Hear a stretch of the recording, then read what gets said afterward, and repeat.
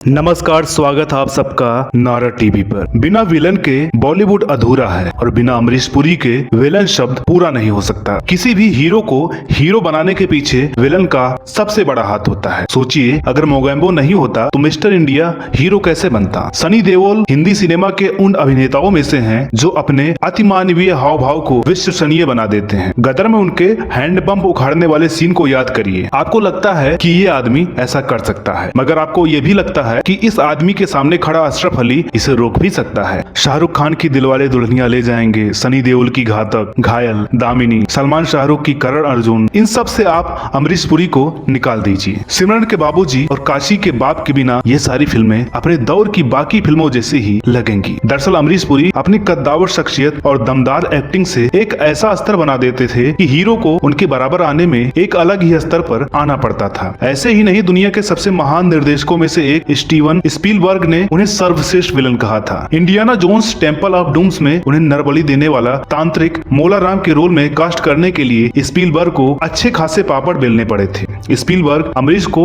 Audition देने America बुलाना चाहते थे। अमरीश का कहना था कि जिसे ऑडिशन करना है वो मुंबई आ जाए। इसके बाद भी अमरीश पुरी स्पीलबर्ग की फिल्म में काम करने को इच्छुक नहीं थे। गांधी फिल्म के डायरेक्टर रिचर्ड एडनबरो की सिफारिश पर पुरी साहब ने इस फिल्म में काम किया। आइए इनके जीवन से जुड़े कुछ रोचक पहलुओं पर नजर डालते हैं। मोगेम्बो खुश हुआ। तुझे पता नहीं हम रात के अंधेरे में लोगों को किस लिए बुलाते हैं?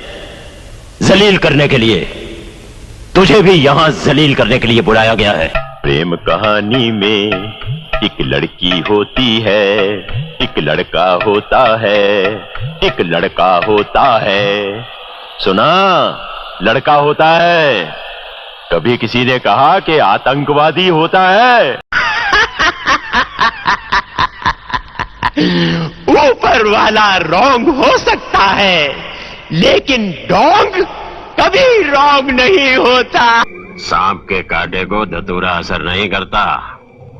बिल्ली ने सिर्फ रास्ता नहीं काटा, ताऊ का रास्ता काटा है, और ताऊ का रास्ता वही काटता है जिसकी मौत आई होती है। इस वीडियो का उद्देश्य हिंदी सिनेमा के महानतम खलनायक अमरीश पुरी के फिल्मी करियर या उनकी फिल्मों पर प्रकाश डालना नहीं है, बल्कि महानतम बनने से पहले किए गए उनके जीवन के किस्से को बताना है। बचपन से लेकर फिल्मों में आने से पहले तक की यात्रा को आप सबके सामने रखना है। इस तथ्य को उभारना है कि 22 जून 1932 को जन्मे अमरीश पुरी को न कभी किसी भूमिका के लिए कोई राष्ट्रीय पुरस्कार मिला, न ही पद्म भूषण या पद्म विभूषण, और न ही उनको कभी किसी ने मरणोपरांत दादा साहब जैसे पुरस्कार से नवाजा। लेकिन बावजूद इस उदासीनता के वो हिंदी सिनेमा के सर्वश्रेष्ठ खलनायक थे, हैं और तब तक रहेंगे जब तक खलनायकी जीवित रहेगी। फिल्मों में काम पाने की कोशिश करने के दौरान कई निर्माताओं ने अमरीश पुरी से कहा था कि उनका चेहरा कठोर व भद्दा है। कई बार उन्हें याद दिलाया गया कि वो भारतीय मानकों पर खरे उतरने वाले सुंदर मर्द नहीं है। बचपन में उनकी माँ उनके काले रंग को लेकर परेशान रहा करती थी, क्योंकि उनके घर में कोई इतना काला नहीं था जितने अमरीश थे। काले रंग के इसी एहसास की वजह से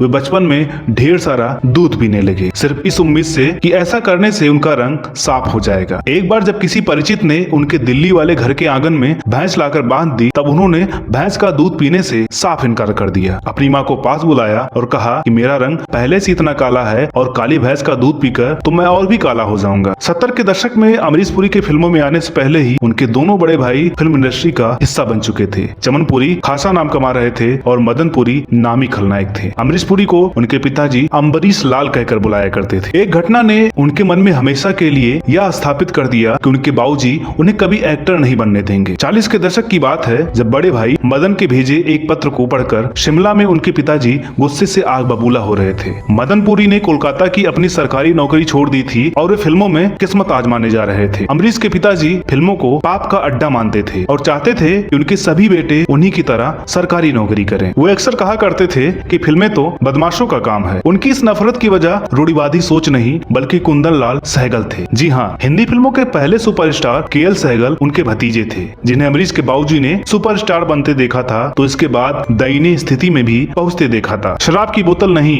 रम का ड्रम पीने वाले सहगल साहब को 42 साल की अल्पायु में एक शराबी के रूप में मरते भी देखा था, और ऐसी नीति वे अपने किसी भी बेटे के लिए नहीं चाहते थे। अमरीश पुरी ने इसलिए बचपन में फैसला किया कि वे फिल्मों से दूर रहेंगे। 14 14 साल की जिस बाल उम्र में अमरीश पुरी ने यह फैसला लिया कि वे बाबूजी को मदन भाई की तरह दुख नहीं पहुंचाएंगे, उस उम्र में वे राष्ट्रीय स्वयंसेवक संघ के सदस्य बन गए थे। आत्मकथा में अमरीश पुरी कहते हैं कि ऐसा करने से उनके आदर्श बहुत ऊंचे हो गए थे और उनकी विचारधारा पूरी तरह बदल गई थी, इतनी कि वो फिल्मों में कदम भी रखने के विरुद्ध थे। आजादी से पहले वाले इस भारत में वे संघ की गतिविधियों में रोजाना भाग लेने लगे और अन्य युवाओं को सैनिकों की भांति प्रशिक्षण देने का जिम्मा उन्हें सौंपा गया। शाखाओं और शिविरों से जुड़े रहकर वे संघ द्वारा राष्ट्र के लिए बलिदान देने जैसे मूल्यों से प्रभावित हुए और दैनिक सत्रों में जाते जाते उनका व्यक्तित्व एक सैनिक समान अनुशासित हो गया। अपनी आत्मकथा में वे कहते हैं, बहुत ईमानदारी से कहूंगा कि मैं उनकी हिंदुत्व की विचारधारा से उनकी ओर आकर्षित हुआ था, जिसके अनुसार हम हिंदू हैं और हमें हिंदुस्तान की विदेशी शक्तियों से रक्षा करनी है, उन्हें निकाल बाहर करना है ताकि हम अपने देश पर शासन कर सकें। लेकिन इसका धार्मिक कट्टरता से कोई संबंध नहीं था, यह मात्र देशभक्ति थी। 30 जनवरी 1948 को महात्मा गांधी की हत्या के बाद राष्ट्रीय स्वयंसेवक संघ के प्रति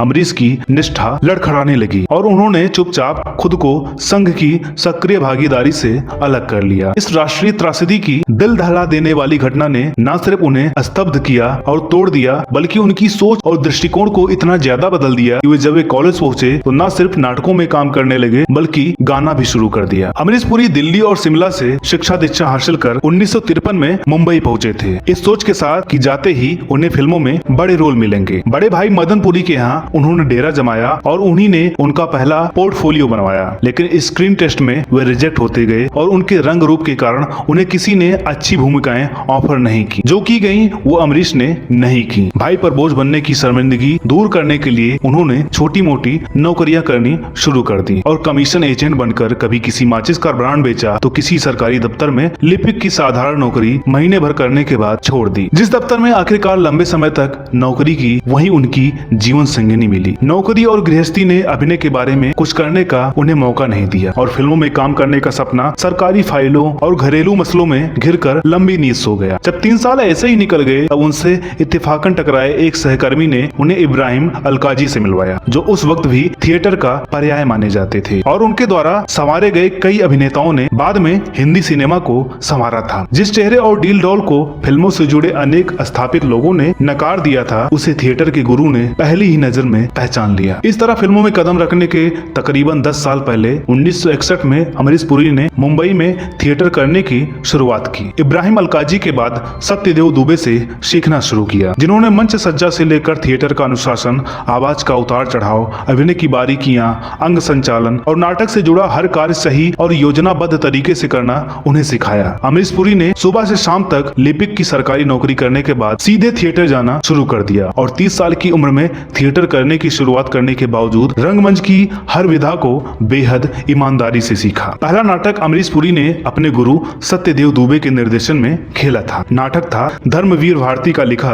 अंधा युग, जिसमें अमरीश धृतराष्ट्र बने थे। लेकिन समस्या थी कि अंधे रहने के दौरान उन्हें लगातार आंखें खुली रखकर पलकें नहीं झपकानी थी। ऊपर से खुला मंच होने की वजह से लगातार हवाएं चल रही थी और मच्छरों का प्रकोप था। फिर भी अमरीश पुरी ने बिना संवादों को भूले अपनी गरजती आवाज में नाटक खेला और अपने पहले ही दृश्य में, जो 17 मिनट लंबा था, बिना पलके झपकाए समा बांध देने वाला अभिनय किया। कुछ साल बाद बंद दरवाजा नामक एक और नाटक खेला गया, जिसमें अमरीश पुरी मृत कुली बने और इस बार भी पूरे समय जब तक वे मंच पर रहे उन्होंने आंखें खुली रखी। अपलक नामक क्रिया का यह अभ्यास उन्होंने कैसे किया, हमारी बदकिस्मती है कि इसका वर्णन अमरीश पुरी ने अपनी आत्मकथा में नहीं किया है। बाद के वर्षों में अमरीश पुरी ने न सिर्फ रंगमंच में अभिनय का शिखर छुआ, बल्कि फिल्मों में भी अनेक यादगार चरित्र व खल भूमिकाएं निभाई। मोगैम्बो ने उन्हें गब्बर सिंह के समकक्ष का महान खलनायक बनाया और चूंकि अमजद खान की बाकी खल भूमिकाएं अमरीश पुरी की खलनायकी के आगे टिक नहीं पाती हैं, इसलिए उन्हें हिंदी फिल्मों का महानतम खलनायक होने का रुतबा भी हासिल हुआ। लेकिन जब भी उनसे पूछा गया कि आपकी खुद अभिनीत की गई पसंदीदा भूमिकाएं कौन सी हैं, तो उन्हें हमेशा रंगमंच पर निभाई गई अपनी भूमिकाओं के नाम ही याद आए। शायद इसलिए जिस थिएटर में सालों साल काम करने के बावजूद अमरीश पुरी को उससे एक पाई की कमाई भी नहीं हुई थी, उस भारतीय रंगमंच के लिए उन्होंने अपनी आत्मकथा में लिखा है, मैंने जीवन में जो कुछ भी हासिल किया उसका श्रेय थिएटर और केवल थिएटर को जाता है। थिएटर के बेहतरीन अदाकार रहे अमरीश पुरी के खाते में भले ही सिनेमा का कोई पुरस्कार ना हो, मगर उनके डायलॉग्स पर रोज बनते ढेर सारे मीम्स उनको लीजेंड बनाते हैं। एक ऐसा लीजेंड जिसके पत्थर जैसे चेहरे और जिस्म के अंदर मोम का दिल है, जो अपनी सारी शक्ति के बाद भी आखिरी मौके पर बोल उठता है, जा जी ले अपनी जिंदगी। की। अमरीश पुरी साहब से जुड़े कुछ किस्सों का जिक्र फिर किसी दूसरे वीडियो में करेंगे। ये वीडियो आपको कैसी लगी कमेंट करके जरूर बताइएगा। वीडियो अच्छी लगी हो तो लाइक करें, शेयर करें, चैनल पर नए हो तो प्लीज इसे सब्सक्राइब जरूर करें। साथ ही साथ नारद टीवी के फेसबुक पेज को भी जरूर लाइक करें ताकि वहां से भी आपको नारद टीवी से जुड़े अपडेट मिलते रहे। तो दोस्तों मिलते हैं अगले वीडियो में एक और नई कहानी के साथ, तब तक के लिए नमस्कार।